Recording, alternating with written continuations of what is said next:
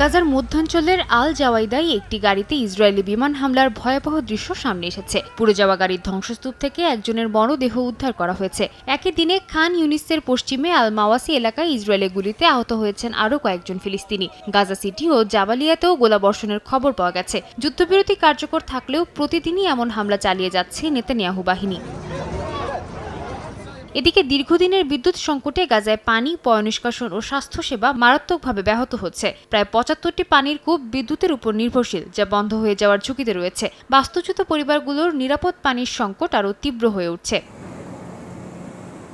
আল শিফা সহ বিভিন্ন হাসপাতাল জেনারেটরের উপর নির্ভর করে চলছে, কিন্তু জ্বালানি সংকটে সেগুলোও বন্ধ হয়ে যাওয়ার আশঙ্কা তৈরি হয়েছে। রেডক্রস বলছে স্বাস্থ্য ব্যবস্থা যে কোনো সময় ভেঙে পড়তে পারে। একই সঙ্গে খান ইউনিসে মানুষ ভিড় করছে দাতব্য রান্নাঘরে, কারণ বাজারে পণ্য থাকলেও কেনার মতো অর্থ নেই অধিকাংশ পরিবারের।